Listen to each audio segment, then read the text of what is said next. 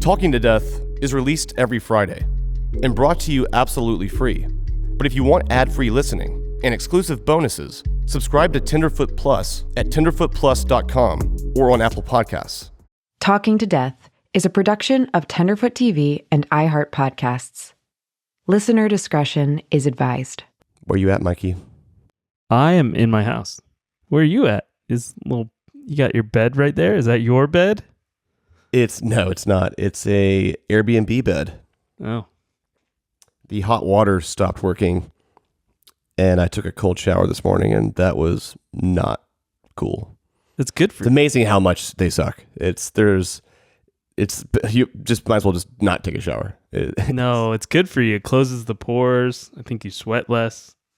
I'm still cold. That was like 4 hours ago. Well, we're back on Talking to Death. We wanted to jumpstart the episodes post Up and Vanish, which we'll come back to that same formula in June when the next 8 episodes come out. But today's guest is one of the funniest guys I've ever met in person. Also super kind. We recorded this in New York a few weeks ago, and he is one of the stars of the show Impractical Jokers. And if you haven't heard of that show, I don't know, you must not own a television, or you've never been to a hotel or prison, because it plays everywhere on cable TV. Joe Gatto is his name. And to be honest, I love all of the guys in Impractical Jokers. Sal, Murr, Q. I've always been a fan of that show. Think it's hilarious. They do the craziest shit to each other. But he is actually my favorite, because I think that his ability to get people convinced of pretty much anything is unmatched. He hands down wins almost every challenge, it seems like. Just convincing some person in the supermarket to do whatever. He's masterful at that, which I admire that. I think it's a weird, quirky skill.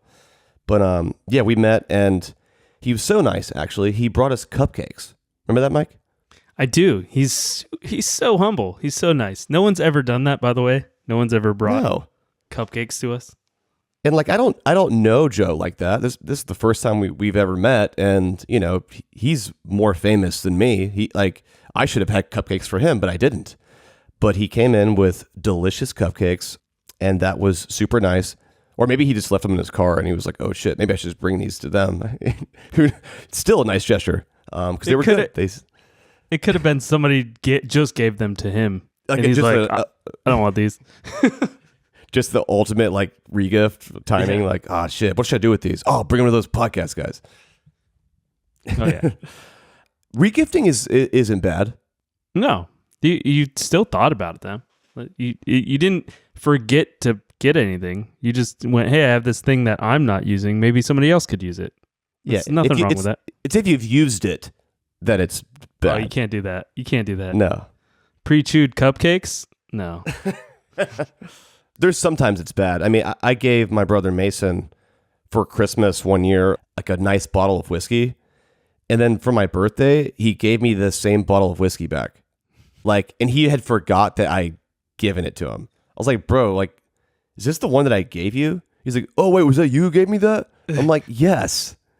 The fuck? Yeah, but he aged it for you. He did. Yep. He just kept it away from me for 6 months. Appreciate that. Yeah, that's the wrong way to do it. Just don't get caught. Regifting is the thing, I guess, right? Well, today's guest is Joe Gatto from Impractical Jokers. He's also a talented stand-up comedian, and he's been touring the country, doing huge shows. He also has his own podcast called Two Cool Moms, which is hilarious. So please go check that out.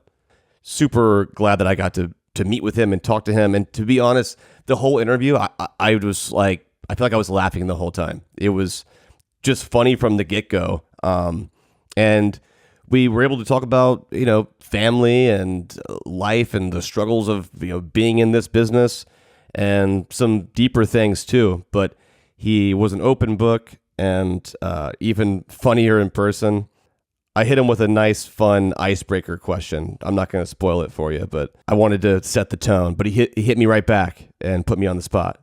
But yeah, this is Talking to Death, and his name is Joe Gatto.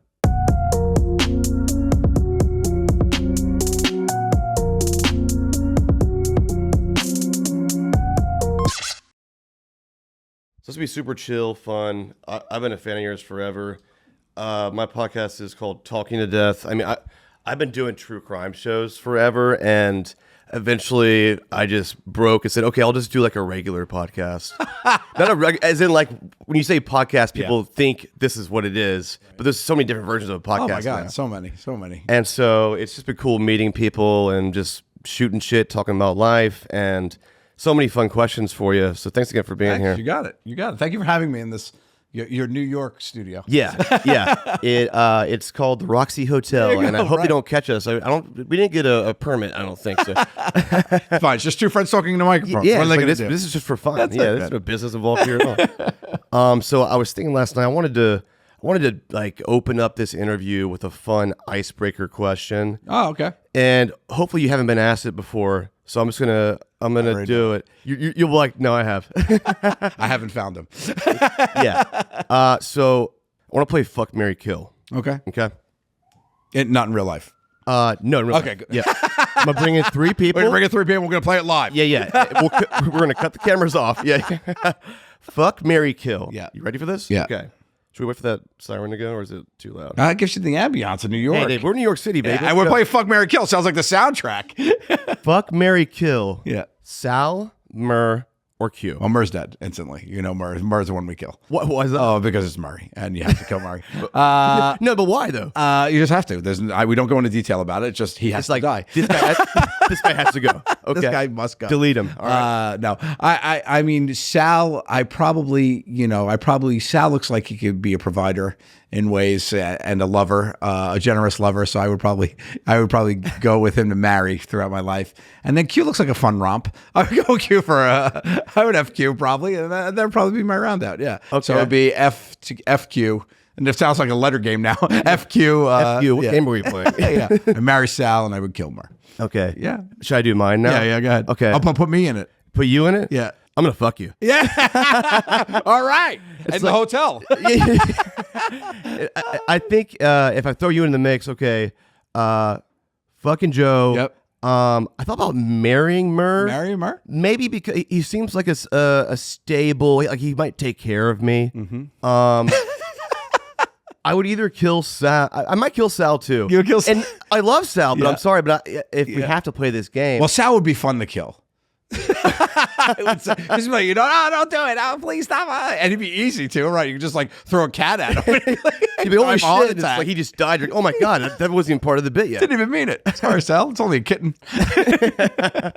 So you started, you guys were in a comedy troupe years ago, and then you got the show Impractical Jokers, which is over a decade ago, right? Yep. And so tell me about how you, like when you were going through that pilot season, what did you guys think this was going to be? What were you wanting to do? We were hoping to get episode 2. We had no idea what it was. So was it just a pilot episode 1 that you No, got? we had gotten the order for the first series, but I mean, if you look at the first episode versus what it turned into, it was basically just a quick hit clip show of just us running around saying like punchlines. It evolved into a show finally. I mean, I think season 1, I think some of our episodes insanely had like 5 challenges and a punishment in it in 22 minutes. Like nothing could be set up or lived in or whatever, you know? So a big change for us came in season 2 when we decided to let everything breathe. And we were like, look, it can't be more than 3 challenges. And 3 even felt like a lot. I mean, there's some that had 5 in there. And you say it's something funny, it would cut out. Like that was it. You don't get the living in it. And that's what the show really became about, the awkwardness, uncomfortable of making your friends feel weird, you know? So I think that was a big part of what happened. And eventually that's what the show became. And more so it became on, if we peel back the curtain even more, was when you realize it was a show about friendship. And that's really what it was. It's just watching your friends make each other laugh. And that's what people really responded to. And I really think that's when the show really hit its stride. It's when we got to show the world. And I remember one of the moments that happened was I was always very involved in the show, from writing all the way to editing, executive producing. You know, I quit my job. I was the first one to quit my job. out of it You and full committed jump first. full committed because the other guys Come on, guys, had jobs go. that they were able Yeah. to do because Q was a fireman, so he was able to do his night shifts and he would come to work. Sal was a bartender and owned a bar in Staten Island, so he would be able to juggle both. Mert was working for the production company that produced the show, so he was at work while he was working, and I worked as a baby store salesman at this place called Giggle that was a couple blocks from here. A baby source. Yes, I baby work- source salesman. Yeah, what is that? I sold high babies? end, high end on the market, high end furniture and baby gear. Okay. So I was a personal shopper here in Soho of this brand, which was interesting and fun. But I had a 2-week vacation that I took to shoot the pilot. Then when they picked it up, I was like, hey, I need a 6-month hiatus. And the CEO was like, so you're quitting? I was like, well, no, it's a hiatus. That She was means no. you're quitting. Yeah, she's like, well, come back if you need to, but you're out. And I was like, okay. So I love that leap though. That's so when I jumped in, it was like, okay, how's this thing working? And I always wanted to be a writer and director, so I really loved the production part of it. So I jumped in and learned and loved that. So over the decade, I really filled up my, acumen for that. And then, so when we were doing it, I was like, oh, okay. So now I had submitted a cut to the network where we were working in a store or something, and nothing really that fun was happening. Somebody's turn, but I forget who was on the floor. It was either Q or me, and Mert asked Sal to borrow his chapstick. Okay. And they got into this ridiculous debate that was just funny to watch and was funny. And I was watching it and I was like, this is funnier than anything that's happened. I was like, F it, I'm putting this in. So we put it in and I sent in the clip, and then the notes came back and the network was like, hey, this is great, but this is kind of weird that we're just watching you guys talk. And then I said, and I got on the phone with them. I was like, this is the funniest thing that happened that day. People really like it. Just give it a shot. And I sent them those side by side of what it looked like with the other stuff in it. I was like, you can't tell me objectively this is funny. Compare them. Say, hey, yeah, look, this is better. What's better? What's the better cut? And they're like, you're right, this is better. So we put it in, and then from that moment on, all of a sudden, everybody started to be like, oh, Sal's that kind of guy, and Murr's that kind of guy, and Joe's that kind of guy, because they got to see us talking and being ourselves, because we didn't play characters, we were us, and we had very distinct personalities, so it really was nice to make that come together, and we just fed that fire with different tactics to show us have more conversations, be it walk around the park when we were doing these bits for a while, where we would just get a topic, they would film us for a day, and we'd do circles in the park and just talk. And whatever was funny, we would just take out and put it in between challenges. And then you got to see our personality. And then eventually it came down to 2 challenges a show with a punishment, with a lot of time spent with us just talking and doing all these crazy things where people got to see us be us, You realized early on that really at least half of this show, this concept is your true friendship 100%. and your reactions, and like you guys being in a group, Yeah. watching and saying, how can we mess with this guy right now? Yeah, well, the concept was, from the jump, was we had tried and failed multiple times with shows. Okay. And Like, this give was me like example, like sketch shows where it was Okay. like sketch comedy stuff that was based on our real life but exaggerated forms. Right. Like I was a salesman, Q was a fireman, but we had this weird, crazy world we were living in and stuff like that. And we put Scripted sketches in between, scripted. Oh, nice. And it was good. It was actually why we ended up getting our agents and stuff, because we submitted this. We submitted a. There was a. It was a crazy story. It was we won the most money ever on a failed pilot. There was this pilot for Fox called It's Your Show, where this happened back in like 2010, I guess, 2009, where people were trying to figure out, now how everybody, like the internet became big and everybody was like, but TV's the medium. So how do we put all these funny sketch people that are on the internet on TV where everybody should be? So they came up with this formula for this show called It's Your Show, where it was hosted by Carson Daly. And it was basically America's Funniest Home Videos for sketch troops. They would give you a concept and you'd have to make a sketch about it. And they would show all the sketches. Carson would do a thing. It was a glossy studio with an audience. They would watch the sketches live, and then people would vote on who they would want to win. Yeah. So in the beginning, before they had the studio audience, they did it on the internet. And we had been performing live in New York, had a huge mailing list, had a big following. So they started giving you these subjects, and you had to say, okay, here's an idea. Okay, an invention. Make a funny thing about an invention. So we would make a sketch, submit it, people would vote, and you win $1,000. And we won 13 of those. So we won 13,000 others cashing in. We were crushing. They were funny, and we got momentum. And this is when, I don't know if you know YouTube, but YouTube, I've heard of that. Yeah. Is that a Google thing? They were just starting. Them and MySpace were just starting, and they both found us funny. And this was back in the day when there was no algorithms. There was people that were like, hey, we should put this on the homepage. Hey, we should do this. And we had gotten fans inside those networks, and they had started putting us and featuring us and blah, blah, blah. So we caught fire. So then they do the pilot for It's Your Show, hosted by Carson Daly, and it's $100,000 to the winner, and we end up winning, and the pilot doesn't happen, but they have to pay us. So we got $100,000. We won all the ways. Yeah. So we won all of it, and it never saw the light of day. But the guys who produced that show saw us, and we had to submit a tape that talked about us. So we did a really funny sketch tape, 8-minute tape, with a little bit of personality about us. And they were like, these guys are a show. They should have their own show. And we started our Meet the Tenderloins, because our name of our troupe was the Tenderloins. It was called Meet the Tenderloins, and it was basically just an exaggerated version of us. And we did a scripted show. It went for Spike. It didn't take. And then they passed. And then we tried another thing, didn't take. Then we tried another thing, didn't take. And then we were like at our wits' end. And I was like, we're all together, and we're having sandwiches. Me and Murray lived together. We have in our apartment. We were eating. The four of us were over. And they were like, let's just do a show that like shows us making each other laugh. Yeah. So we grabbed our cell phones and we did a sizzle tape of us out and about. Just this embarrassment comedy is always how I made these guys laugh. On the iPhone. Yeah, that's it. So we're having our iPhone, 4, maybe 5. And we went in standard definition. And we went into, it was Tyler Perry Presents something in Times Square. And I just stood up in the middle of the place and announced to everybody that I farted. And then excused myself and apologized and walked down the middle of the thing. Not that I didn't go down. I pretended like I went right down the front, and the place went nuts and erupted and started laughing and clapping. And I like turned the whole place to be champions of myself, you know. Woo. And then we just did this whole sizzle tape, and then we submitted it, and eventually we got Jokers Are True, and then it just kept going, and that's it. It's funny you mentioned the whole the YouTube, MySpace days, because I was around putting content like. On the internet back in those days, long time ago, before I did any true crime.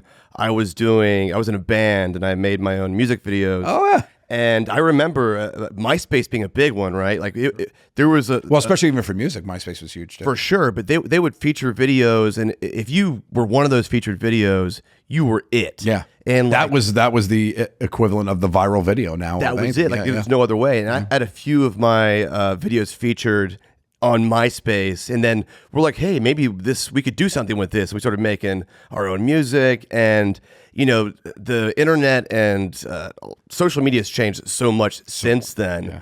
But I just I like your journey from throwing stuff out there on the early days. I mean, night and day from what it is today. For sure. But it seems like you did so many things before one thing worked that took over.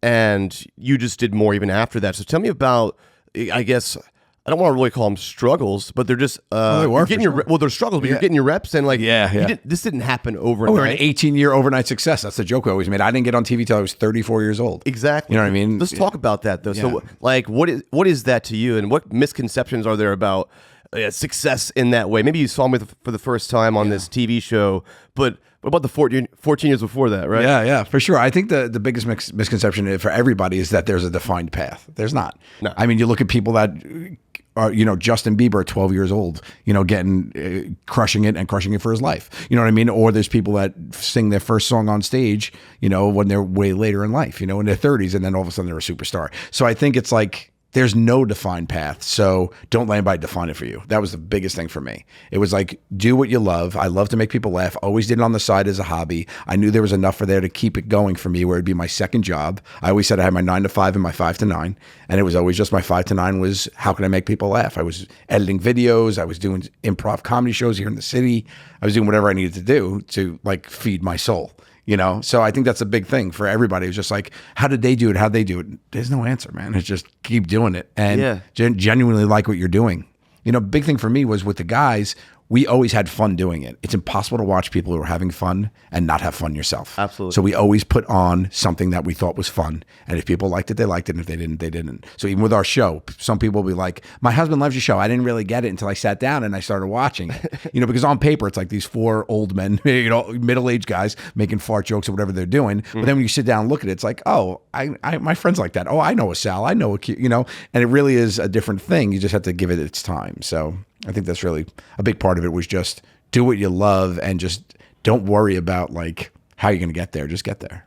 Do you feel like part of your drive in the early days was just, if I can do what I love and be sustainable, then that's all I want? Yeah. Well, in the beginning, it wasn't for money.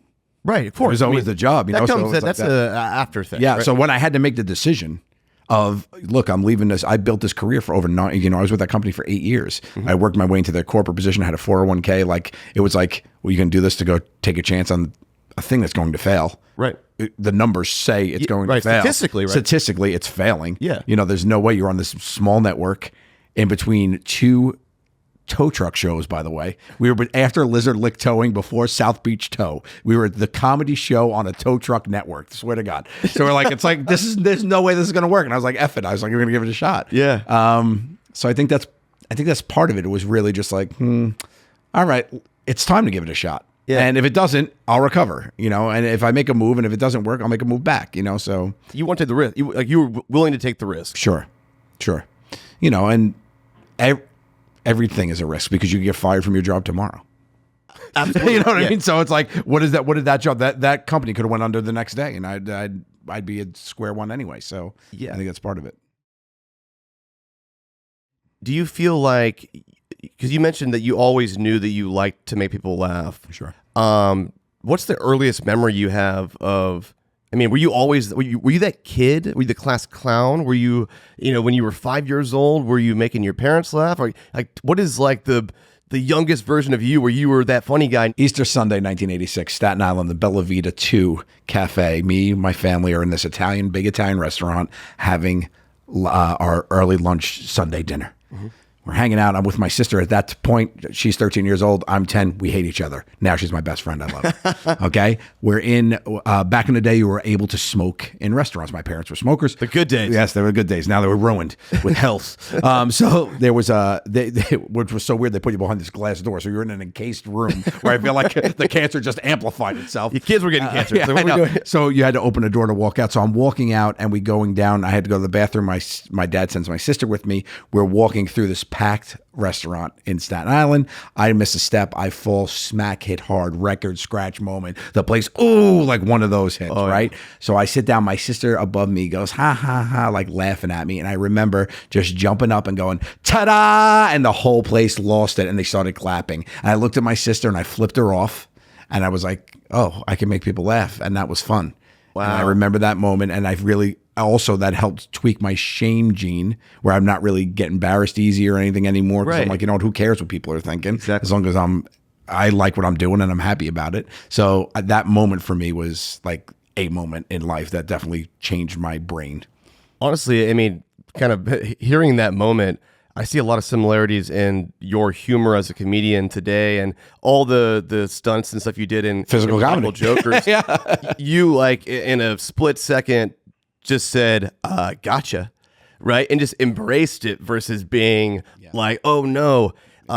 When I've seen, I don't even know how many episodes there are of Impractical. I'm on. Do you even know? I'm over like 300 of them. Yeah, 3 million or whatever it is. Yeah. 9.5 seasons I did. So I was like, it was like 300 episodes almost. Yeah. You were always my favorite to watch because, thank you. And I mean this genuinely. And I would even point out to my friends, I was even telling, this is Mike and Dylan, they're producers with me at Tenderfoot.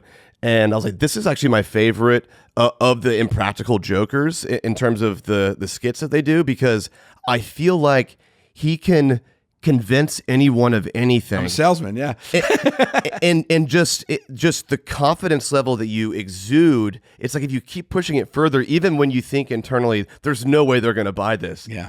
That almost becomes crazier than it being fake. I remember early on when we were like, these people aren't going to believe this. And then I remember I was like, you know what? They will if we make it the reality. And we just did this whole thing where it was all really a social experiment thing in the beginning. Yeah. So then I remember there was this one challenge that we had on paper, and it took us a while to try it. We had it on paper, like, we don't think it's going to work, going to think it's work. We forgot about it. And then seasons later, we're like, what about that one? Because we've been in the public enough. We figured it out. We're like, this will work. So it was one we played janitors in a supermarket, and we had to convince people to make a mess because we were up for we couldn't leave for our break until a mess was cleaned up. So we had to talk people into spilling gallons of milk or breaking eggs or whatever. So I remember there was this one woman, and it was my turn, and I went first that day, and I was like, and and they gave you the sentence to say of why you had to do it. And the sentence they gave me was, "Come on, shorty, do the naughty." And that's what I had to say to this woman, right? So I go up to this woman, I go, "Hey, I have the mop. I look very believable. I have a security like vest on. I have like a mop and bucket. Why else would this guy be in here? Why is he? I'm in the middle of it. There's nobody else around us." So this woman walks over and she's looking. I said, "Listen, you got to do me a solid, shorty." And they all of a sudden they start laughing. And she's like, "What?" I was like, "Listen, I got to do the naughty, and I need you to do a naughty for me so I can get out of here." She's like, and I was like, she's like, "What are you talking about?" I said, "Just drop this gallon of milk for me, and if you do it, I get to go on my break." And she's like, "Really?" And like she looked at me so into it, and I'm like, "You gotta help me on. Please help me out, shorty." And she goes, "Okay, I'll do the naughty." And I said, "Okay, well, look, this is what I need you to do." And she goes, "I got it." She figures it out on herself. She picks up the gallon of milk and goes, "Oh," drops it, and it makes a big splash. And we erupted. I'm like, I cannot believe that worked. And it was so easy. It was so easy at that point because people want to help people. People are, like when you're out there, like you feel it, and when you feel that, like as terrible as the world could be sometimes, when you're on a human level talking to somebody and you put it out there, people are like, "Sure, I'm real shit right I'm there. down, Yeah. I'm down for it." So we tore apart that supermarket for the next half hour. It was unbelievable. So I remember seeing things like that and being like, "Oh, you have to sell it. You have to really get into it." And people didn't see on TV a lot. We always got in the beginning, this is planned. People know them, blah, blah, blah. And it's like, no, people didn't. And the way That's just a conspiracy. it is stuff. all that Yeah. stuff. It's like they knew this guy was on this episode, blah, blah, blah. But it was, the big thing was for us is that we would talk to people for 10 minutes on that park bench normally before we started being weird. Of course. So like it was always like because you wanted also them to be a good person for the show. So you had to feel them out. Are they going to be a person that's going to give you comedy? Or are they going to be somebody to be like, "Oh," and clam up and walk away? You know? Exactly. So that was a big thing. And we'd always took risks with that stuff. One of my favorite moments I ever did on the show was when they gave me a punishment where they gave me sunscreen. They said you had to get sunscreen from top to bottom by strangers in the park. That was it. Just have strangers rub me. I was like, okay, fine, we'll do it. So we go out there, and as we start this, I'm sitting there in the park. We just get set up. I'm by myself. I'm in a thong, I think, and I'm hanging out there. And here comes this kid that goes to NYU. Comes flying over. He's like, "Joe, I'm a huge fan." I was like, "Hey man, could you get my back?" Just to him. And knowing he's a fan. And in my ear, Sal goes, "Oh, you know what? If you get him to empty the whole thing and do your whole body, this would be hysterical. But you can't let him know we're filming." I said, "Okay." So we start working it out in real time like that. I'm like, "This is what I'm going to do. I'm going to make this kid do it the whole time." So like that, and then we figured it out. Okay. But it all happened so fast that our producers don't even realize it. One of our producers comes over to get rid of the person. Yeah. And it's Pete McPartland, who's been on the show a bunch. Yeah. And he was our showrunner, and he's a great guy. And Pete comes over to be like, "Hey, excuse me." And Pete hasn't heard because he's off walkie, hasn't heard me make the call. So I go to Pete, "No, hey buddy, good to see you." And Pete picks up on it because he knows me, and he goes, "Hey man." And I was like, "Oh yeah, good. I'll see you back at the office." And he walks away. This is off day. Yeah. Then the kid goes, "Oh wait, Pete's here?" I go, "Yeah, our office is right there. I'm actually on break right now." And he goes, and I see it's coming. And he goes, "No." And he's like, "No." And I took out the earpiece and I put it under my leg. I go, "Yeah, I'm just hanging out in the park getting tan." He goes, "No." And he goes to look at my ear, and the earpiece is out. I go, "Yeah, I'm not." And he goes, "Oh, really?" And I'm like, "Oh, so where are you from?" And then I put it back in, and now we're off to the races. And this kid for the next 45 minutes put sunscreen on me from head to toe, doing my inner thigh as I'm talking to him about his major. And he just kept, and I had to keep convincing him that he's not on the show. Right. And it was one of the best moments, but those are the kind of things that you were able to do when you got to talk to people and immerse yourself in this weird reality. And people just came along for the ride, man. It was really, really cool. That's one of my favorite things that ever happened. Those are like very interesting micro instances that happened that built up to the end result that you see, because there's no way you could ever pack all that into a 30-minute show. Yeah, but that was a 6-minute thing on TV, and it was our day. It was an hour and a half. that was the day. Yeah. That's amazing. Yeah. So you have gone on tour. You've hit all 50 states? All 50.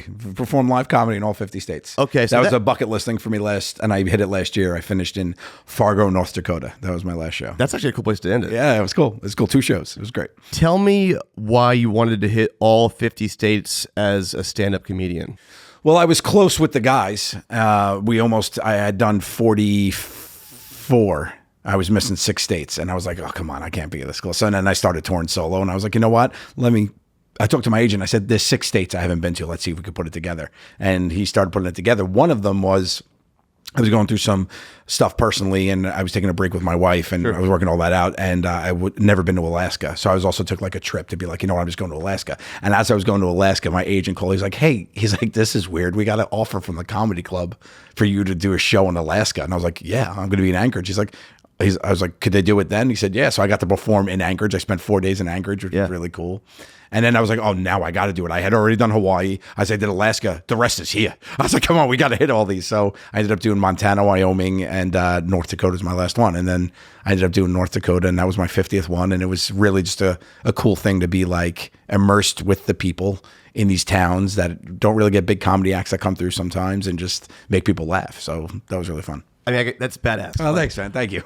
Also, Anchorage, we've so the next season of my true crime show called Up and Vanished about missing persons cases takes place in Alaska. Actually, comes out in a couple weeks. Oh, so we've spent almost the better part of a year going back and forth to Anchorage and other small towns. That's a heck of a trek. So about to say, like, can we talk about how far away Alaska really is? You don't realize it's like 8 hours from Seattle. In Russia. I know, basically. I know. It's insane. I couldn't believe it because they were like, oh, you're going to go to Juneau? Because, you know, that's way closer to Seattle. And I was like, no, I said, I had my heart set on going to Anchorage. They're like, oh, that's up there. And then you look on a map. I'm like, it's not up there. It's up and over there. It's crazy. It's where Santa Claus is. I know. It really is. And I was almost one of those missing people in Anchorage, man. I went walking around. I pulled one of the best stunts ever on my sisters. Like, I'm really tight with my sisters, and they were really nervous that I was going to Anchorage by myself because they worry about me. They're two older Italian sisters. And they were like, share your location. I'm like, you're going to come to Anchorage and get me? Like, if I get lost? It'll take too long. I'll be missing. It's fine. I'll be gone. So they had this animal rescue. I'm big into animal rescue. And they have this animal sanctuary out there in Anchorage. And I was like, oh, I'll go check out this animal sanctuary. And they had all these. It was a great way to see all the animals, you know, moose and also, and they had these bears, and they had this bear enclosure. But the way the bear enclosure was there was you drove through this like big preserve, which was amazing. It was like hundreds of acres. And the way it's situated, the parking lot was lower than the mountain that the bears were on. So I don't, it was weird, but there was these big fences. So you were stopped from them. Okay. So I stood on the hood of my car and I did a selfie video, and it looked like I was just out in the wild. And I was like, and I'm ignoring this bear that's over my shoulder, and I go, hey, I just telling you how gorgeous Alaska is. And I sent a selfie video to my sister. I'm like, I was like, oh shit, what is that? And then I stopped recording, and I sent it to my sisters, right? And they're like, and then it starts in ding ding, what up, Joe? Oh my God, there's a bear behind you. Like, I didn't see it, right? So then I'm hysterical laughing, and I let it sit for a good 2-3 minutes. I'm like, it can't for too long because I get too nervous. Right, yeah. And then I drop down and I take a selfie with the fence and the bear behind me going, gotcha, whatever.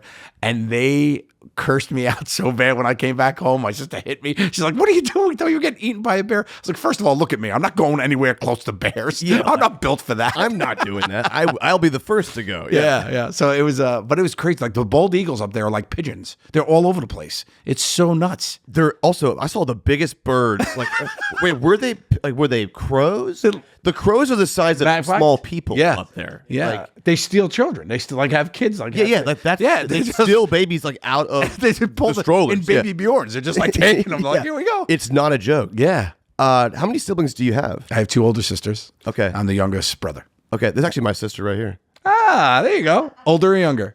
Younger. Okay. I got a big bro. That's nice. Yeah, I have 2 kids, and I wanted a girl first because I like having an older sister. I think it trains you in a different way to think and understand the species that is woman. But yeah, for real, right? Or we be, because we're cavemen. That's it. And then also, I think it helps you with like with your social. To see your sister's friends and like get mixed into with older girls instead of younger girls, I feel like you understand, like, because they mature quicker, and I think it helps raise you a little bit. So Absolutely. It's not that I'm clearly I'm the exemplary mature guy, but just like I think it helps the way you think. So I really wanted a girl first, and I think later in life it's nice to have an older sister, like a mom figure to help you out. So, but older bro's cool too because they get kick butt if you need them to, right? Right. Yeah. Yeah. But I think my son's gonna be way bigger than my daughter. My son is like, my dad was 6'3", and I'm not. I'm like 5'10", and then my wife just took my son to the doctor. I said, "Oh, he's gonna be like 6'3", 6'4", and I'm like, so he's gonna be the big little brother. He's gonna be like a monster, yeah. And they're usually right because I'm the oldest. I have 2 younger sisters and a younger brother. I'm 7 years older than him, and at one point, the doctor, when he was like 10. He's like, he's going to be taller than you. I'm like, no, he's not. Yeah, because you're tall. And he is. I'm like, come on, bro. Stupid doctor. I'm like, he's still my little brother. It doesn't matter. Yeah, that's funny. What excites you day to day these days? What is, you seem like someone who is good at driving yourself, but we all go through, our own mental states and peaks and valleys. But, what is your thing that keeps you motivated to keep working as hard as you do? Because you do so much and you do so well at it. Where does that come from? I mean, part of it is really, I'm a results driven kind of guy. So if I give myself like a goal to like do something, I think that's part of it. It's like, okay, I want to, like, so after I left the show, I was like, okay, I can't do this now, but I still need to put food on the table, take care of my family. Mm-hmm. I live to make people laugh. So what could I do here? And I was like, okay, so I talked to my team, and my agent was like, he's like, you could do stand up. You've been performing live your whole life. Just, you got to learn that art. And I was like, oh, all right. So I'll do this now. So I started that. And I quickly learned, I had never been on stage by myself. So that was a big thing for me to be like, okay. So I think the challenge of like, okay, how do I put something that I'm proud of out there, not just a money grab? I didn't want to just be like, come out and see Joe and I'll tell you stories about jokers. Like, that's not what I wanted to do. Right. I didn't want to do a Q&A. I wanted to have original content that you're going to laugh at and get to know me more. The benefit of that was that people saw me as me on the TV show. So if you came to see me, you came to see the guy you knew. So that wasn't. You got to wink at that, right? Yeah. You got to acknowledge that. Yes, also, what's your product, right? Yeah. Yeah. But also, a lot of my stories do, and they're my best friends, still are. I know them 30 plus years. I have plenty of stories to share. So I have stuff to talk about. So I talk about that too. But I also wanted to enhance it with, my perspective on things, and then also more about me being a parent, or my dog adoption craziness, or my growing up with a crazy Italian mother in Staten Island, all these things which really formed me. So I figured out what I wanted my night of comedy to be. But most of all, it was going through a time when I was going through some shit. The world has been going through a bunch of shit, and it was like, how could we just forget about all that for a minute? And hang out and laugh for an hour and a half. So that's really what I just was like, okay, that's my goal. Put something together that people are just going to be in these four walls for 90 minutes and have fun. So that's what I tried to build, and I was happy. I'm happy with what has happened, and people have definitely taken to it, and it's been great. So I think when I'm like, I want to do something, that's it. I'm like, this is what I want to do. So I try to do that at the beginning of every year, to be like, let's do that this year. So you see your results driven. I'm results driven. And so what if you're this year I'm going to do this. And you get to the end of the year and you haven't done that yet. Are you one of those people who just keeps going until you get it, or do you pivot, or does it drive you crazy? Do you get is it your tick, or what is it? Right? Yeah. Yeah. I'm pretty self-analytical too, where I'll dissect to why it didn't happen. Where a lot of people are like, oh, it didn't happen, ho hum, but I'll be like, why? What could I have done different? Or why did not? Yeah, yes, literally why did it not happen? What did I do wrong? What did I do right? What could I do? So a lot of focus over the last couple of years has been in my personal life and trying to get that stuff back on track, which I'm proud of what I was able to accomplish there. So that's awesome. Now I'm figuring, okay, now the next professional thing, what do I want to do, and all that. So, I mean, during COVID, I had written a kid's book. And I was like, I want to get this published. I love kids' books. I've been doing kids' books for a while. Why'd you want to do that? Because I had a fun story with my son, and I was like, it'd be really cool to immortalize this with my son. Yeah. About it. It's called Where's Barry, where he lost one of his stuffies one night and he couldn't get his shit together. Mm-hmm. And he was getting totally overwhelmed by it, and we went on a hunt for it. And I just made the story into like a thing. And it's a play on Where's Larry, because I'm always looking for Larry. We named it Barry. So it was like, kind of fun like that. And I was like, this is a cool story. And I was like, you know what? I want to be that for families, because I read to my kids. I love that. I think that's super cool. I was like, to be a book in somebody's house. It's a different way for me to be part of a household. And I was always driven by that, because I lost my dad when I was 19. Oh, wow. We always watched TV and stuff together. We watched Home Improvement with Tim Allen. The first comedy special I ever saw was Tim Allen's. One of the goats. It was amazing, and my dad introduced, and we laughed together. And that's some of the memories I have of my father that I love. So now when I meet families that are multi-generational, being like, we watch your show together, I'm like, this is awesome, like, to be part of that. So that always resonated with me. So that, I think, it becomes a lot, is I'm really focused on legacy. I'm really focused on how to bring joy in a world that needs it, or people that need to laugh to help themselves. So that really drives me a lot. I think I always keep that in the back of my mind. Like, what can I do to keep providing that? How did the loss of your dad at 19 impact your drive and your growth from that point forward? In a lot of ways, I will say my dad, And you don't know, it's funny because you don't know about this when you think about this. When you think about your parents, a lot of people romanticize the way people perceive them, right? Like you always think like, or you not a lot.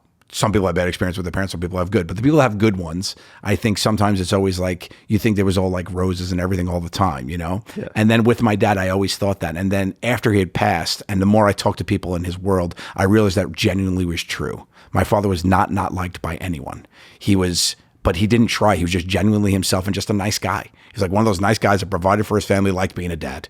Like that was his thing. Good dude. Yeah, like he was a vice president of a insurance sales company. They offered him the presidency twice. He said no both times because he had to travel and he didn't want to leave his kids. Wow. Which is a lesson I learned the hard way. Yeah, super respectable. Didn't chase the dollar, chase the life.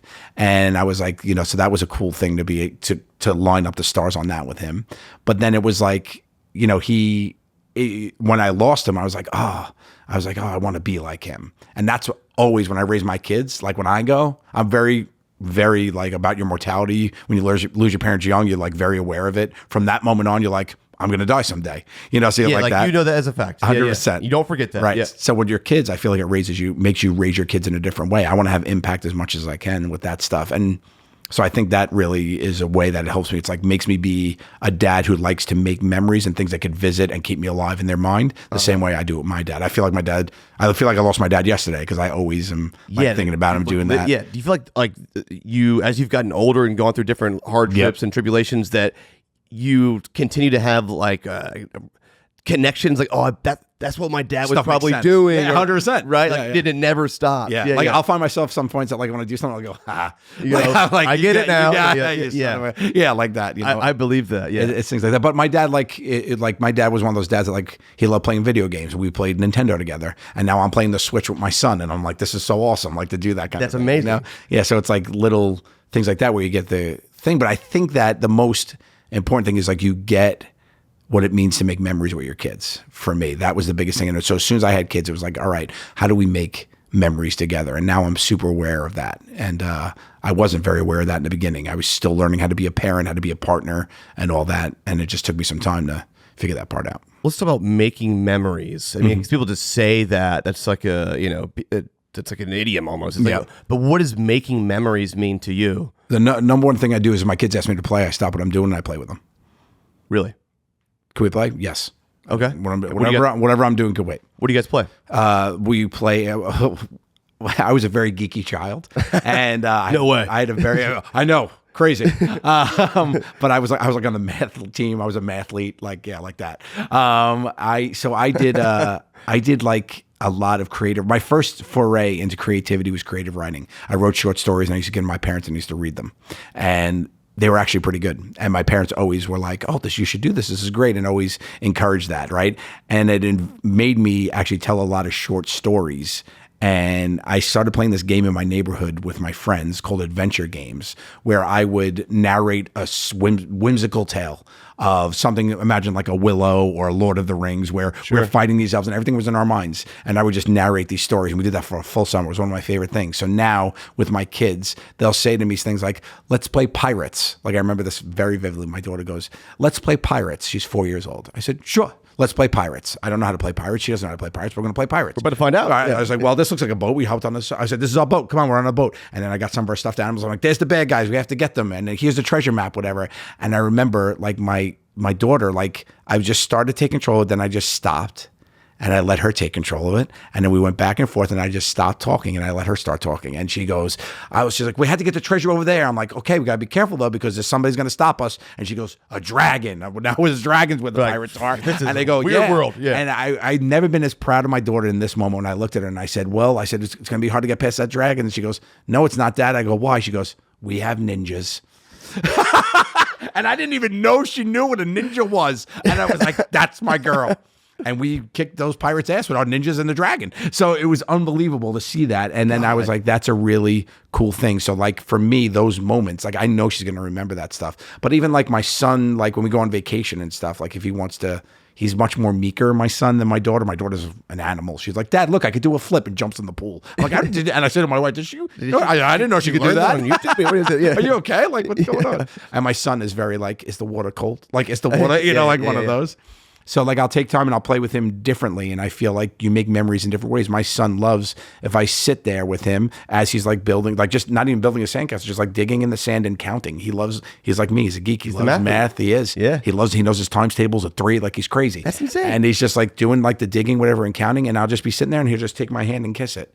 And like, I swear, and I'm like, this is unbelievable. Sweetest shit ever. I know, it's so crazy. That's amazing. You know, so those kind of things for me, and it's like making it together. Like I remember that stuff and they remember that stuff and they're going to remember that when I'm gone, you know? I also feel like it's so important to like you say, like when your daughter mentioned that, well, now there's a dragon and she's using her imagination now building this world. I think that, you know, just in life, it's so easy to fall into this, you know, corporate job or whatever it is. Yeah. And like you forget about the magic that you can create in your own 100%. head. And I think just being able to, or being allowed to do that as a kid, and that being encouraged and supported, no matter what you do, you don't have to be a stand-up comedian, 100%, right? Just like being imaginative in life and being able to explore and wanting to look beyond what's right in front of you. Yeah, like do you feel like you're building those things? I think so. And they'll be their own people. It's crazy. Yeah, I mean, my daughter's really into music, right? And when every little girl, right, wants to be a singer, right? You think like you hear that all the time. Sure. It's like I want to be a star. I want to be Taylor Swift. Blah blah blah. Me and my daughter are talking, and I'm like, you like music a lot. What do you want to do? She goes, I want to be a DJ. She's 8 years old. I'm like, okay, you can be a DJ. Let's be. Right. I was like, a DJ? Really? I was like, okay, cool. She's like, yeah. I was like, you don't want to be. I said, you don't want to be a singer? You don't want to sing? And she goes, nah, I'm not really good at that. And I'm like, you're 8. You don't know what you're good at yet. But also, you have a passion to be a DJ now. I'm like, okay, cool. So we buy her this really cool little DJ toy. Santa brought her a cool little DJ toy. Yeah. And she just rocks out and like DJ. She makes the playlists in the car when we go on road trips. Like she's like just loves music. And I was like, oh, that's pretty cool that she's found something she's passionate about. Amazing. Yeah, which is really cool, you know? But I think a lot of it is just I've learned to get out of their own way. My parents were very embraced me in that way where it's like, figure out what you're going to do. Go ahead and try it. Yeah. You know, go ahead and, you know, you're going to suck at something. And if you do. But my mom was great at giving me a timeline. I remember when I told her I was moving to LA. So I moved to LA in 2003 to chase the dream of being a film director and screenwriter. Just because that's what people did. That's it. That's where you had to, that's the town you had to be in. It was 2003, right? And I ended up selling men's pants at Nordstrom. But my mom... From baby's pants to men's pants. That's it, man. I did. That's all I did. So I started there. But when I left, I remember taking my mom to dinner. And I was like, Mom, I'm going to move to LA. And she goes, okay, how long are you going to be? That's what her answer. And I said, I don't know. She goes, nope, 3 years. And I was like... Okay, and now just talking to you right now, I guess I realize a lot of my driven timeline stuff comes from my mother. She put a cap on. She goes 3 years. She's like, you're not going to go out there and spin your wheels. You're not just in the abyss floating around. That's it. She goes, you got 3 years to do what you got to do out there, and if you don't make it happen in 3 years, you come back home to your family. That was her answer over our stuffed shells. And I was like, okay, and that was it. So and I went out there with in my head that I'd be out there 3 years, which is crazy. So was it like 2 years passed and you go, oh shit, I only got a year left? How did it go? It all panned out eventually, but I guess it happens what's supposed to happen. But it ended up coming home. My mom had become a widow at the same time as my grandmother because they both, my grandfather and father had died within 3 days of each other. So my mom went through some shit, but she always had grandma, and grandma lived across the street. Then grandma got sick and passed away. So I came home for grandma's funeral. And I don't even know why I said it, but now I guess at this point, as I'm soul searching, I was meant to say it. I just said to her, I said, you know what, maybe I'll come home for, in my mind, I just said, I don't even know why, I just put it out. I said, you know what, maybe I'll just come home for a little bit. And she cried and hugged me, said, thank you. I was like, well, I guess I'm coming back. So, wow. And that was like at 2 years. And I was like, all right, you know what, I'll just come back for a minute and I'll figure it out. And I moved back home. I came home. 30 years old, living in mom's basement. hey, I was there too, man. Yeah. We all get there, right? And then, it was just a weird thing. And then it actually just put me on the track to be back with the boys here, doing it again. And because when I was living in LA, I was just coming home for shows.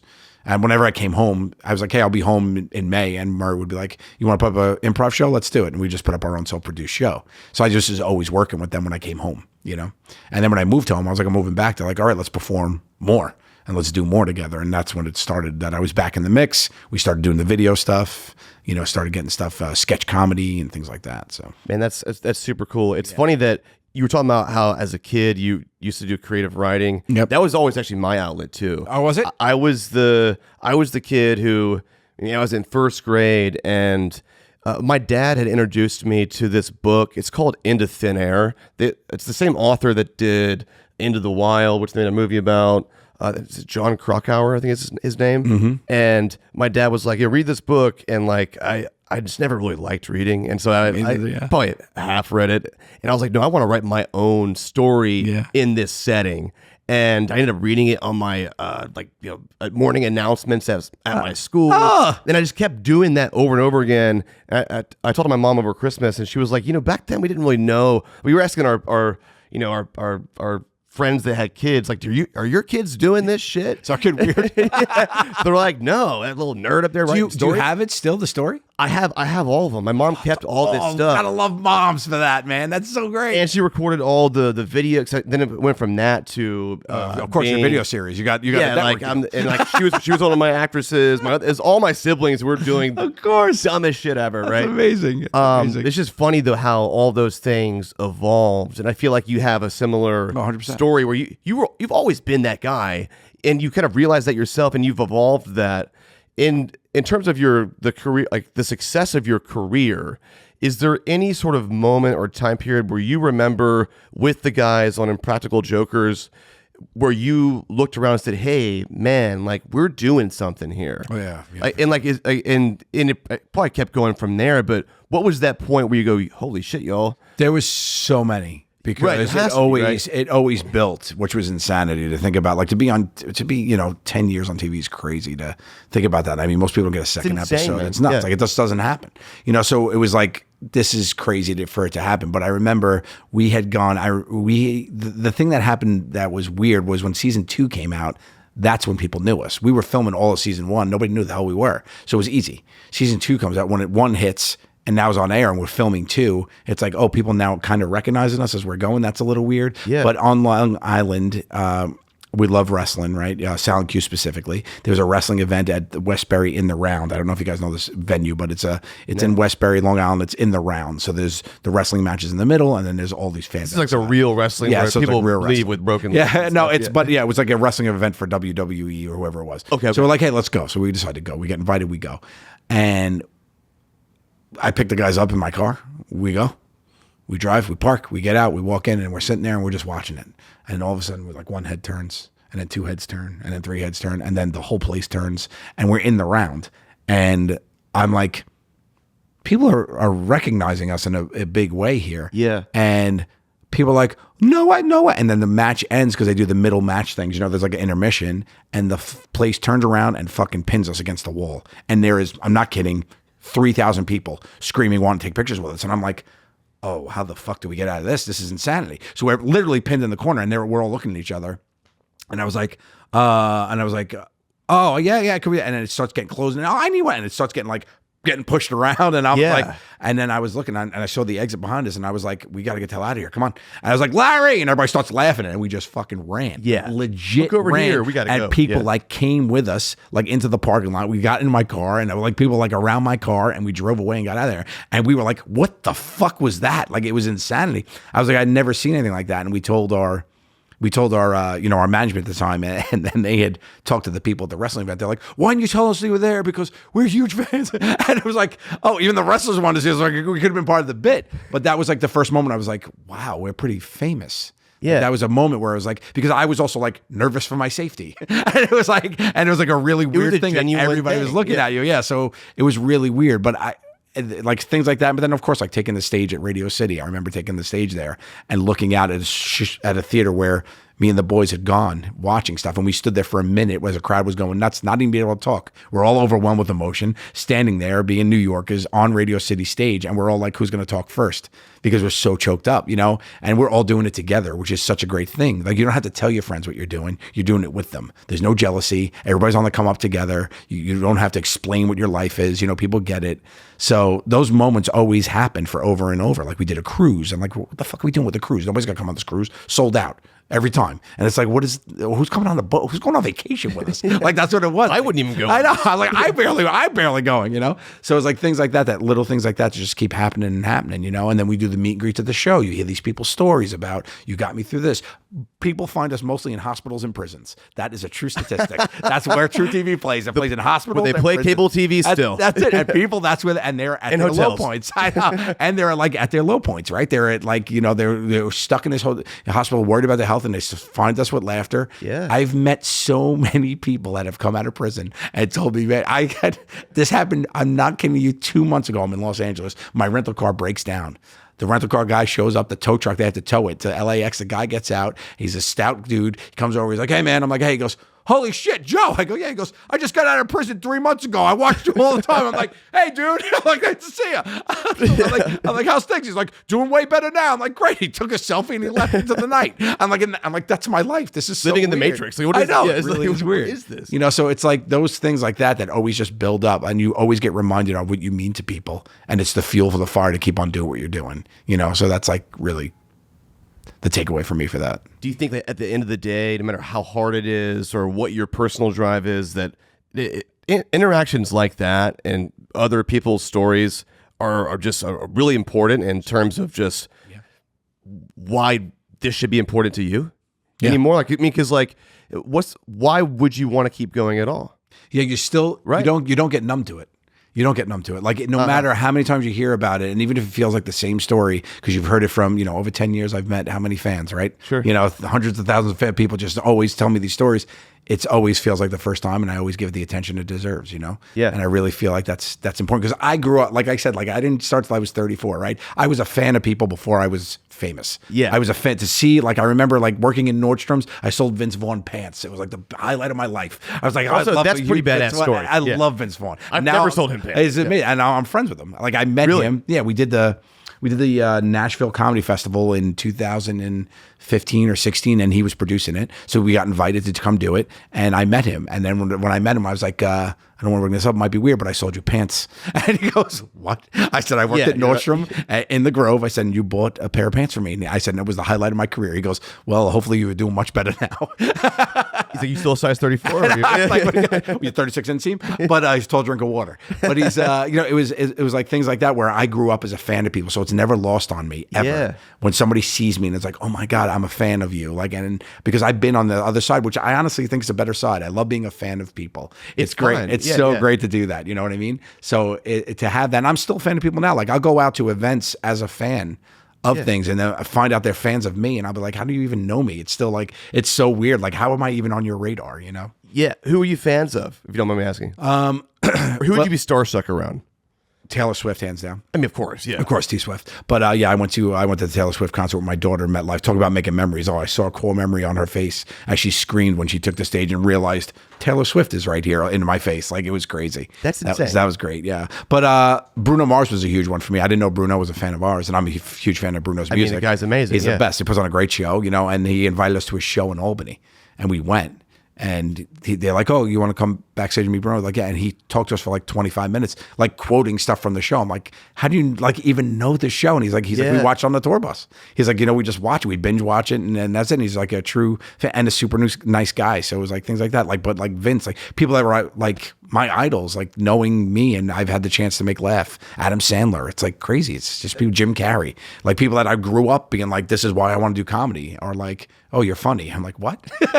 Yeah. What does that do? I mean, because it's like a dream come true, but you're also still out here chasing your dreams too. 100%. Yeah, it's so weird. It's a weird. How does it fit in? In the washing machine, right? I'm just tumbling. Yeah. It's like just running in a circle, like a little hamster wheel. There isn't like. Do you feel like there's a made it point, or is it not about that? It's not about that anymore. Yeah, same here. That's what like. But let me hear what your take is on that.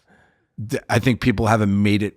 You haven't made it point when you don't know what you're trying to make. I think you're like just in your mind you have set up this what it feels like to be made. And you're like, I've done it. But then just look in the mirror and be like, would you quit right now? Right. Yeah. Nobody's gonna say yeah to that pretty much if you're doing what you love. Yeah. Right. So that was like the big thing for me. So it was like, oh, I'm doing what I'm supposed to do. So the making it is just to keep doing it, kind of thing. I just think the balance changes, the shift of focus, the how much you dedicate to it. I think that really is the thing for me. So the big thing for me was how much time I was dedicating to one thing and how much time I was neglecting from another.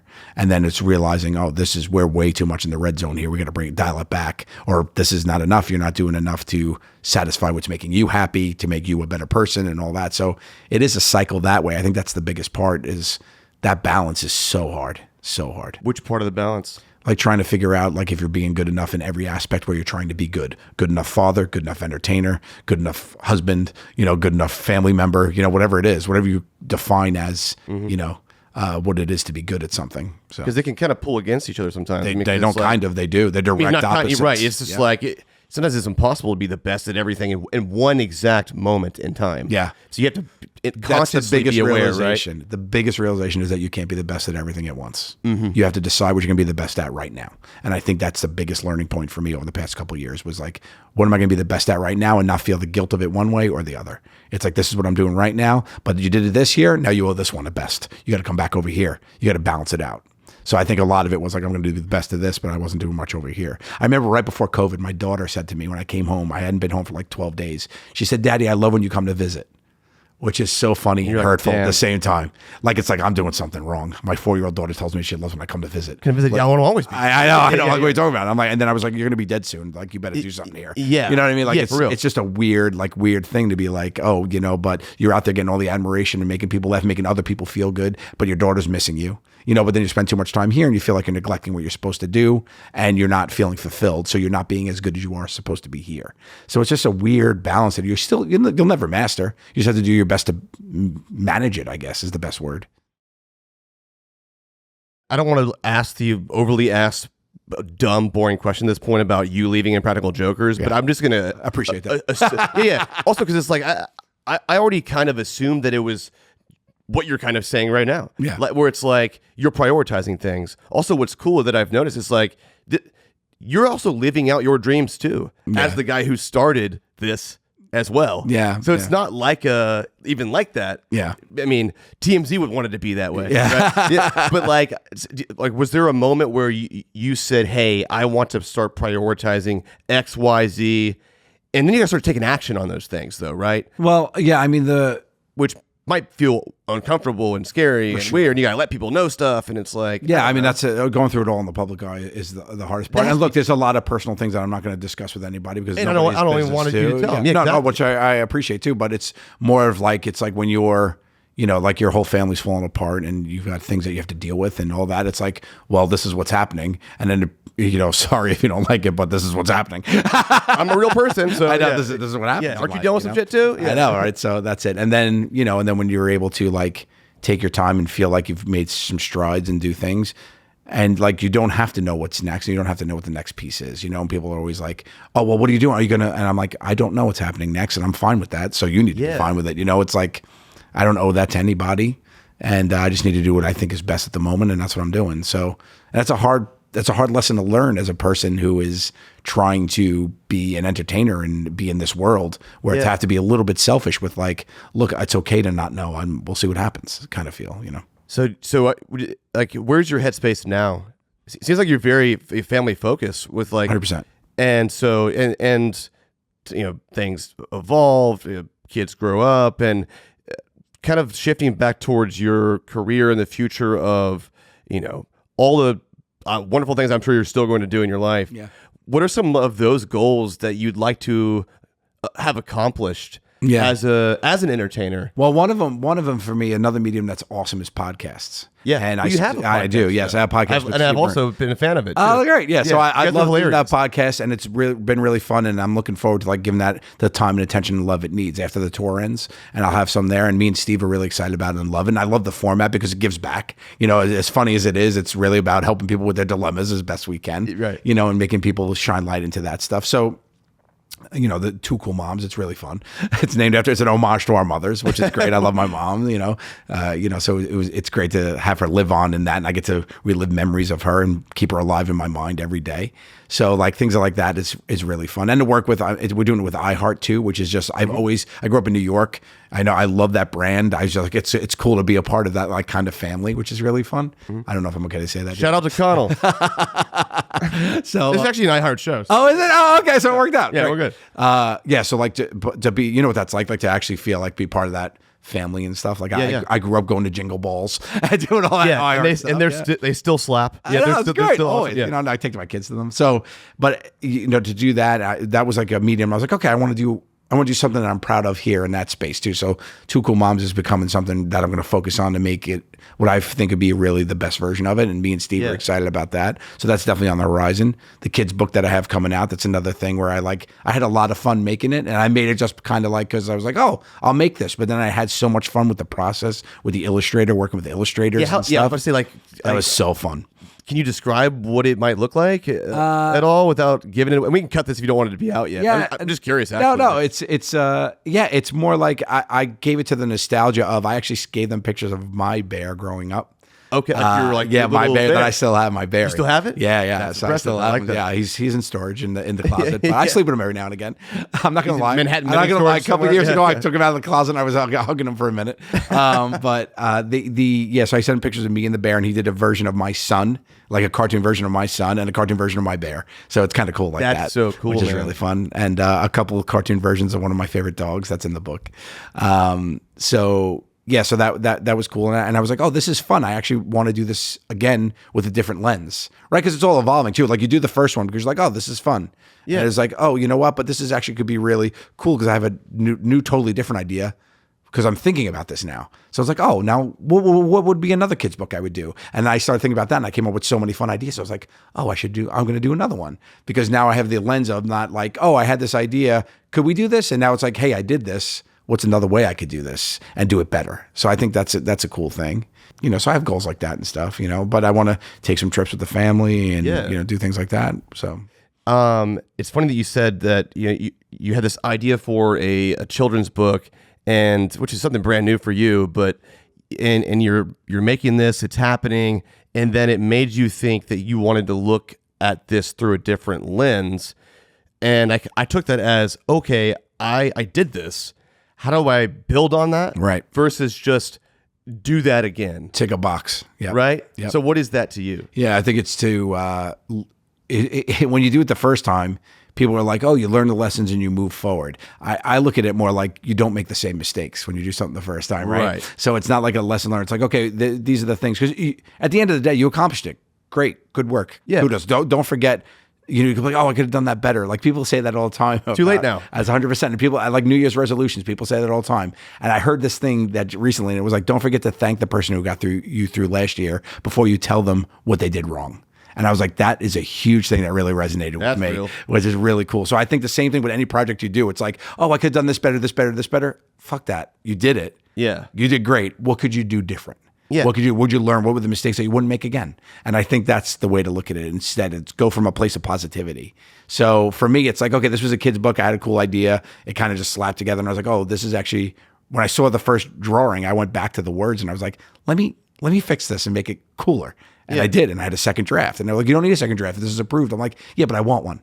And I went and I did that. And I was like, now it feels like it's something I can do like that, So I think that's it. Look at the lens of how to make it better instead of what I did wrong. Or dwelling on the past. I mean, 100%. you could look at the first pilot episode of Impractical Jokers and say, it's atrocious. Well, you would do everything differently. I know. But how do you even know that you would if you hadn't gone through all those things? You only know that now. That's it. Right? That's a hindsight thought. Mm-hmm. So you can look back and regret or feel whatever, or just keep applying to the next thing, right?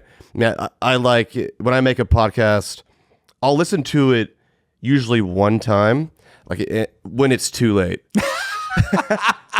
I'll listen to it in my car on the way to the office when I know that it's been published 4 hours ago. Come down, and then I'll never do it again. That's great. But almost as an exercise, just to be like, okay, I'll remember what I wanted to change. I'll never forget it, to be honest. But just apply to the next thing, right? Yeah, for sure. Keep building it, right? Yeah, it's all about building. It's all about building, Ever thought about, and this may be too early of a conversation, but this children's book sounds so cool. Like a movie imagination of this or something like that'd be super badass. For sure. You're talking about how you were a writer, a creator in that way. I mean, obviously those are hard things to do, but that would be a sick. For sure. I don't know. Like, maybe do you think like that? Yeah. Well, like I told you in the beginning, I wanted to be a writer director when I grew up. That's always what I wanted to do. So I have a movie script I'm working on now, which is a live action movie. Which so I've been. It's an action comedy. So I'm out working with that now, and hopefully going to get that made and directed this year. That's my goal for this year. A big one for me. Yeah, I love that. It was like.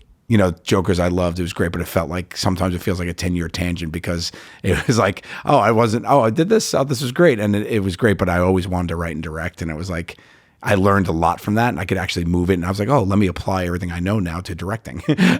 So absolutely. Yeah, which is really cool. I got to do the Jokers movie, which was so great to do. Also, a movie I love and be that. on a movie. I'm so glad you were doing that. I love how it looked different stylistically. Yeah. You know what I mean? Thanks. I was like, this is cool. A great idea. That was fun. And we got to like check off some major, because a lot of ideas were like, this would be great to do, but the TV screen is too small. Yeah. It's like we need something bigger. We need some more time. Yeah. Time and like, real estate on the screen, so it was fun to be able to do that, but like things like that. So to be able to do the movie is like that's probably my next biggest thing. It's like, this is what I want to do. I want to write and direct a film. So there's a thing that I've sort of learned where, creative people or people who have creative endeavors, dreams, regardless of how old you are, where you are in your career, it can be a very intimidating path, right? Like what advice would you give to somebody who is just struggling with how difficult it can be and where to go next? Because you've probably felt that more times than a lot of people. Yeah. And you found yourself somewhere else. And what'd you do to get there? How'd you change it in your brain? And yeah, I think, a lot of it comes with age, to be honest, because I don't know like if it happened younger, how I would handle a lot of it all. But I think the biggest thing for me is like nothing gets started till it gets started. So, and the only person that can start something is yourself, right? So a lot of people get in their own way. They look at the ways people do things and how they've done it and what's the right steps. And there's no plan for anybody. Everything happens by accident. You could look at 1,000 different famous people or 1,000 people that you look up to in your industry, say you want to be an actor, and how those people got there is 1,000 different stories. There's the only thing that's the same is that they wanted to do it. So if you want to do it, you just have to start doing it. So for me, it was like when I wanted to like start writing stories, I just sat down and started writing a story. When I wanted to try out a kid's book, I sat down and started writing what I thought a kid's book would look like. When I wanted to write a movie script, I was like, here's an idea for a movie. Let me flesh this out. But then the other thing I always think that helps is to find people to help you if you don't know what you're doing that are good at what they do. So like for me with comedy, me and the guys were always very strong together because we always knew how to make each other funny and we knew how to help each other with that. So I think that was a big thing, even creating our live show. When we first did our live show to go out as the Jokers, Impractical Jokers Live, when we first started touring 8 years ago as a troupe, it wasn't just like, hey, we're going to go on the road and talk about being Jokers. It was like, what's our show? Yeah. And we built a show and we analyzed it and we said, you should say this and you should do that. And we all worked together. Perform this thing. 100%. Yeah. So like we were literally performing it to no one and working on this thing for a long time. And then, when I wrote my screenplay, it was like, all right, I know my story, but I don't know how to really write screenplays. So I talked to my agents and stuff and they found me a great co-writer and he helped me with all about how it goes and the when you should be hitting each thing in an act, stuff I didn't know, and I learned that from him and got better at that. So I got out of my own way, because if I just sat down and tried to write a script, it'd be like, I don't even know what the hell I'm doing. Yeah, but I had the story, so I'm like, okay, how do I tell the story? Help me. And you get somebody. Yeah, right, and you acknowledge that 100%. But there's also like, you said, okay, I want to write a kid's book. I'm gonna sit down and write a kid's book, and obviously you knew that you needed help with certain aspects of it. Yeah, but I would imagine for some people it would be very easy to say, okay, the whole just do it line is fine. But then there's a moment there where I'm sure that you're questioning, like, man, like, is this the right thing 100%. In the moment? And it takes a minute to get some sort of validation that you're going somewhere okay. Yeah. And so how do you like keep it going in that Oh, yeah, part, for sure. right? Just if you look at my comedy career, like 18 years of doing comedy before I was even anybody knew who I was or got paid to do it in any real way. Sure. So that was just doing it because I felt like that's what I should be doing. And there was no right way to do it or wrong way to do it. And I wouldn't change any of it, but we were putting up shows for 50 people here in Manhattan. That 20 people would show up and we'd end up like losing money, right, having to pay the venue $20 at the end of the day because we didn't sell enough tickets. But it was more like, just if you're looking for the validation and if it's not coming from yourself, I really think you're doing the wrong thing. Mm-hmm. So what is the validation for you? It's that when I feel inside that I've made somebody smile, or if I feel I made something funny or something that sparks what I felt growing up, is really like the navigator for me. So if I feel like I'm able to, make either somebody laugh or feel good or forget how terrible life is or do whatever it is in that moment that I get out to do, I think that's a big part of it for me. It's like I feel like I've provided something to the world that made it a little bit better. outside of that, which is amazing, is there any sort of, hey, I'm proud of myself? There was that for a while. Or just like, not in the sense of, I checked the box, I achieved the objective, I got the results. Yeah. For your own personal regimen or something, or what is that to you? No, there's some, like when I got that 50th state and I had put that on my thing. That's a cool I was thing like, right that's there. really cool. That's just for you, man. Yeah, that means nothing to anybody. That right, was like, me. You know, I don't have that.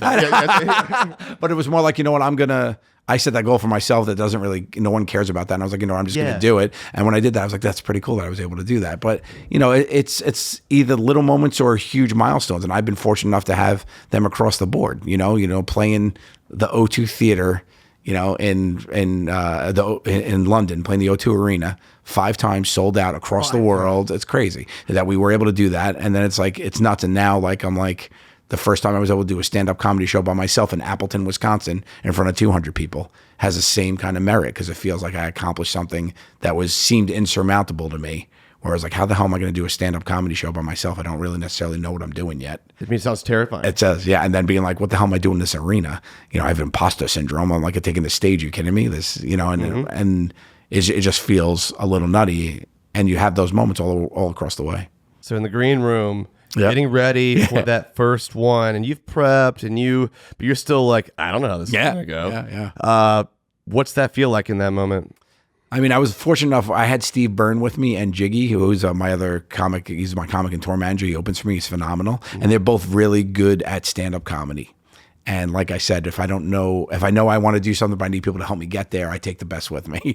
So I was like, you know what, I'm going to do my first show. It's going to be an hour and 20-minute show. You guys do 30 minutes each, and then I'll cop up and do 35 minutes. But that's a lot of material. Yeah, so I was like, I'll do 35 minutes for my first time. So I got up there, I did 30. I ended up doing 37 minutes for my first one. And then I got off stage and I came back to Steve, and Steve's one of my best friends. He's a great guy.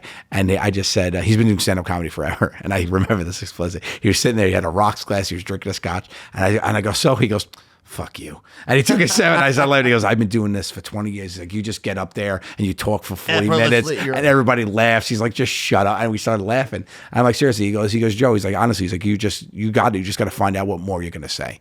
So I was like, all right. And he goes, tomorrow, he's like, we're only doing 10 minutes each. And I said, no. I said, do 15. So they did 15. And I ended up going for like 45. And it was like really cool that he was like, do it. He's like, you could do it. Just keep talking. You'll find what to say. And I did that, and I started going. And after I came back, I had my notes, and I was writing up everything, and we just kept building. And I started these little comedy clubs, and then people started coming out, and I ended up doing all these shows because they all got sold out. And I was like, and my manager was like, you could do theaters. He's like, you could spend one night in Boise instead of being at the comedy club all weekend. And he's like, and then we can move you along if you want. Yeah. Start doing that if you're ready for that. And I was like, I don't know if I'm ready for that. And he's like, well, the world, he's like, people want it. He's like, so you're the only one getting in your own way. And I remember that. And I was like, I don't want to get my own way. Wow. I said, all right, let's do it. And then when I got on the theater stage, I was more comfortable on theaters because I'm a very physical comedian, as you know. Yeah. So when I was on a comedy club stage, I was like a caged bird. I was like, I was afraid of falling off the people right here. You can't do the, you don't have I don't stop moving. Right. You can't do whatever the fun stuff, right? That's right. I'm a panther up there, man. I'm all over the place. I don't stop moving. So when I got on the theater, I actually think I got better. I was on a more comfortable space for me. I was able to use my body. I came up with like 3 or 4 jokes where I was doing full-blown like runs and like doing weird body things. And I was like, oh, I couldn't do these in the comedy because there were different tags. Yeah. And it just made me better. And I was like, oh, that's what I needed. I needed this kind of thing. So to do that and be like nervous in the back, but also feel prepared was a weird feeling for me. So in the green room, I'm like super nervous, but I feel like I've done the work. And it's like when you get off stage, it was like, oh, you did it. You were right. You were prepared. Yeah. And you could get better at this. So yeah. So it's nervousness right before it starts. For sure. And there's a lot of it's just anticipation, right? It's more the anticipation, I think. Because I'm not a nervous person, and I hadn't been nervous for a long time. Because even with the big shows. But this is important to you as well. Yeah. And so you're kind of in that sort of headspace too. And you're by yourself for the first time. By yourself. And if you bomb, you're bombing. There's nobody to turn to. There's no one to say, right? Yeah. Look at this guy. Yeah. You know what I mean? Yeah. You can't do it. So yeah, that was the biggest obstacle for me, was being by myself on stage. So when did it go away? Like, did you hit the stage and all of a sudden you just going? And and you lean into your like blackout improv, just like, hey, what just happened back there? Yeah, here's a story. It felt like that. Yeah, it was like a whirlwind of like just going. When you get the laughs, they start coming, they start building, they're laughing more, and you're like, oh, you got this. And then before you know it, you look up and time's up, and it's like, oh shit, that's crazy. Yeah. You have all these, I'm sure, jokes and stories. Yeah. The good thing about it is like being a storyteller, I feel was easier for me because I'm a storyteller and I tell a funny story. Like, you're you're one of the goats, dude. Like, thank you, bro. I appreciate that. So I just know I'm confident in that. So I'm like, all right, if I find stuff that's interesting enough to talk about, I could do it. And so then I just started lining up. And then when I look at my life, I'm like, I have so many fucking stories. It's like, are you kidding me? So it's like, oh, okay, so which ones am I not going to tell? Yeah. So that was really, I think that was a big turn point for me to be like, this is the Joe Gatto version of stand-up. This is my stand-up.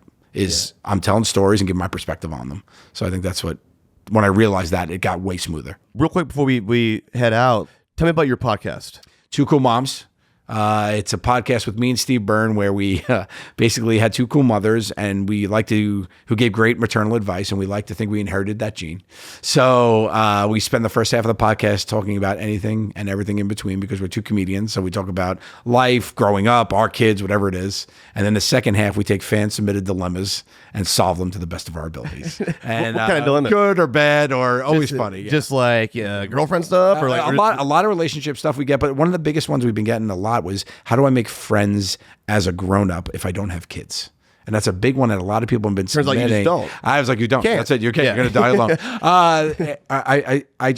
We always talk about that for in depth, and people will give their life experiences about it and stuff too, and we'll help them with that. But one of the big ones is like, it all starts with talking to strangers, because every best friend starts as a stranger. And like, that's really what it is.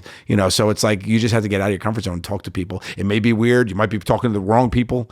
And then the other thing people have to come up with too is that not everybody's going to be a friend. Yeah. Some people just be an acquaintance. Some people also just go through. Yeah. Some more people suck, So you're also interviewing people if you want them to be in your life, But I think that's a big part, is just get out of your comfort zone, talk to strangers, and you never know who you're going to be friends with. Yeah, absolutely. And we're excited to get back at it because it's been so much fun. Awesome. Well, I can't wait to hear it, man. Yeah, thanks. And honestly, I'm honored to have this was so cool, man. You're great. Like, for real. This is the best. Big fan, man. Thank you. Thank you for coming. I appreciate it. Thanks. Cheers. Talking to Death is a production of Tenderfoot TV and iHeart Podcasts, created and hosted by Payne Lindsay. For Tenderfoot TV, executive producers are Payne Lindsay and Donald Albright. Co-executive producer is Mike Rooney. For iHeart Podcasts, executive producers are Matt Frederick and Alex Williams, with original music by Makeup and Vanity Set. Additional production by Mike Rooney, Dylan Harrington, Sean Nerney, Dayton Cole, and Gustav Wild for Cogito. Production support by Tracy Kaplan, Mara Davis, and Trevor Young. Mixing and mastering by Cooper Skinner and Dayton Cole. Our cover art was created by Rob Sheridan. Check out our website, talkingtodeathpodcast.com.